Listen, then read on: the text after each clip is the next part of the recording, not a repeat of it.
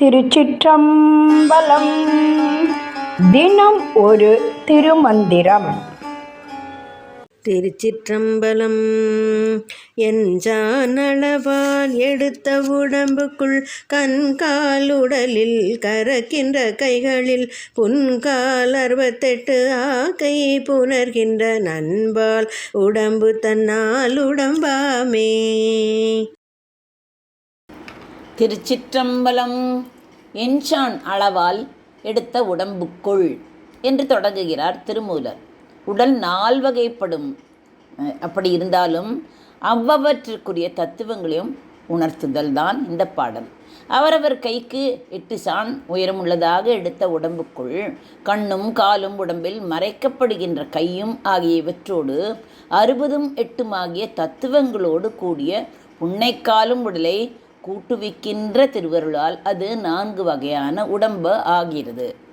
உடல் 60ம் 8 மாய தத்துவங்களுடன் கூடி தூலம், சூக்ஷ்மம், காரணம், மகாகாரணம் என 4 வகைப்படும் என்பதுதான் கருத்து. எறும்பும் தன் கையால் எஞ்சான் என்பார்கள். அவரவர் வினைக்கு ஈடாக எடுத்த உடம்பு அவரவர்கள் கையால் எவ்வளவு இருக்கும்? எஞ்சான் இருக்கும். கண் ஞானேந்திரியம், கால் கை கண்மேந்திரியம். உடலில் கறக்கின்ற கை உடலில் உள்ள உறுப்புகளில் உடலை பொத்தி மறைப்பன கைகளே. கையது கொண்டு மெய்யது பொத்தி என்னும் புறப்பகுதியும் நாம் காணலாம். புன்கால் யாக்கை 60 யாக்கை 8 ஆக்கை என தனித்தனியே நாம் கூட்ட வேண்டும். 60 யாக்கையும் 8 யாக்கையும் முன்னர் உணர்த்த பெற்றன. 4 உடம்பு என்றால் தூலம், சூக்ஷ்மம், காரணம், மகா காரணம். அவற்றுள் தூல சரீரமாவது 5 பூதங்களும் கண்மேந்திரியம் 5ம் ஞானேந்திரியம் 5ம் ஆக 15ம் கூடியது. சூக்ஷ்ம சரீரம் என்பது முற்கூறிய புரியட்டக வடிவு. காரண சரீரமாவது காலம், நியதி, கலை, வித்யை, அராகம், குணம் ஆகிய 6உடன் கூடியதாக விளங்குகிறது. மகாகாரண சரீரமாவது சுத்தமாயை ஒன்றேயாம். எஞ்சான் அளவான என்றும் இதை பாடம் படிக்கலாம். முன்னொரு காலத்தில் ஒரு கிராமத்தில் சிற்பக்கலைஞர் ஒருவர் இருந்தார். அவர் மிகவும் திறமைசாலியாக இருந்தார். அவரது கைகளால் வடிக்கப்பட்ட சிலைகள் உயிர் பெறுவது போல இருக்கும். ஒரு நாள் அவர் ஒரு அற்புதமான சிலை ஒன்றை செதுக்கத் தொடங்கினார். அது ஒரு மனித உருவம். முதலில் 8 சாண் உள்ள ஒரு மரக்கட்டையை தேர்ந்தெடுத்தார். அதுதான் எஞ்சான் அளவால் எடுத்த உடம்பு. திருமந்திர பாடலில் இருக்கிறது. இங்கு மனித உடலை 8 சாண் அளவு கொண்டது என்று குறிப்பிடுகிறது. பிறகு அவர் அந்த மரக்கட்டையில் கால்களையும் கைகளையும் கண்களையும் மிக நுட்பமாக செதுக்கினார். அவை உடலுடன் இயல்பாக இணைந்திருந்தன. இதுதான் கண் கால் உடலில் கறக்கின்ற கைகளில், அதாவது கண்களும் கால்களும் உடலில் மறைந்துள்ள கைகளும்.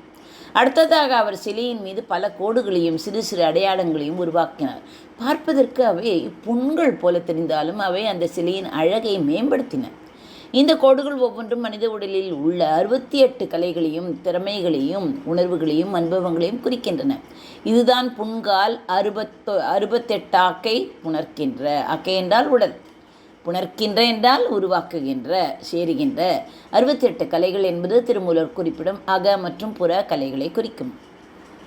இறுதியாக அந்த சிற்ப கலைஞர் என்ன செய்தார்? தன் உள்ளத்தில் இருந்த அன்பையும் கருணையையும் அந்த சிலைக்குள் பூத்தினார். அது வெறும் மரக்கட்டை என்ற நிலை மாறி உயிர் பெற்றது போன்ற ஒரு தோற்றத்தை பெற்றது. அந்த சிலையின் வடிவம், அதில் செதுக்கப்பட்ட ஒவ்வொரு அம்சமும் இறுதியாக சிற்பியின் அன்பும் கலந்ததால் அந்த சிலை ஒரு முழுமையான அழகிய உருவமாக மாறியது. இதுதான் நண்பால் உடம்பு தன்னால் உடம்பாகுமே. நண்பு என்பது அன்பு. வெறும் உடல் உறுப்புகளில் சேர்க்கை மட்டும் ஒரு முழுமையான உடல் ஆகிவிடாது. அன்பும் உயிர் வழி ஆற்றலும் கலக்கும் போதுதான் அது முழுமையான உடல் ஆகிறது என்பதை வலியுறுத்துகிறார். எஞ்சான் அளவால் எடுத்த உடம்பு என்று கூறுகிறார். எப்படி என்றால் என்ன? நமது உடல் 8 சாண் அளவுடையது. இது ஒரு குறிப்பிட்ட வரையறைக்குள் இருக்கும் ஒரு பொருள் என்பதை உணர்த்துகிறது. கண்கால் உடலில் கறக்கின்ற கைகளில் கண்கள், கால்கள், கைகள் போன்ற உறுப்புகள் உடலில் இயல்பாக அமைந்துள்ளன. இவை உடல் செயல்படுவதற்கு அத்தியாவசியமாக இருக்கிறது. புன்கால் 68 ஆக்கை புணர்க்கின்ற 68 கலைகள், அதாவது அறிவுகள், திறமைகள், அனுபவங்கள், உணர்வுகள் ஆகியவை இந்த உடலில்தான் வெளிப்படுகின்றன. ஒரு மனிதன் வெறும் உடலால் ஆனவன் அல்ல. அவனது அறிவு, உணர்வு, செயல்பாடு அனைத்தும் இந்த உடலின் வாயிலாகவே சாத்தியமாகின்றன. இங்கு புண் என்பது ஒரு நோயை குறிப்பதல்ல, மாறாக உடலில் ஏற்படும் அசைவுகளை குறிக்கிறது, உணர்வுகளை குறிக்கிறது, அல்லது உடலில் உள்ள சூட்சுமமான புள்ளிகளை குறிப்பதாக நாம் கொள்ள வேண்டும். நண்பால் உடம்பு தன்னால் உடம்பாகுமே. வெறும் சதை எலும்புகளால் ஆன ஒரு உடலை உடல் என்று சொல்ல முடியாது. அன்பு, உயிர்வழி என்பது என்ன? பிராணன், ஆன்ம சக்தி ஆகியவை இந்த உடலுக்குள் இணையும் போதுதான் அது ஒரு முழுமையான செயல்பாடுடைய உயிருள்ள உடலாகிறது.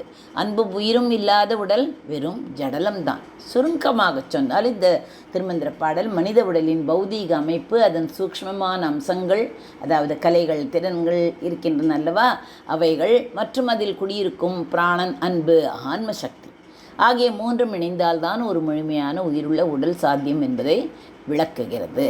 இது ஒரு வகையான அமைப்பாக கருதப்படுகிறது. உடல், மனம், ஆன்மா மூன்றின் ஒருங்கிணைப்பை இது உணர்த்துகிறது.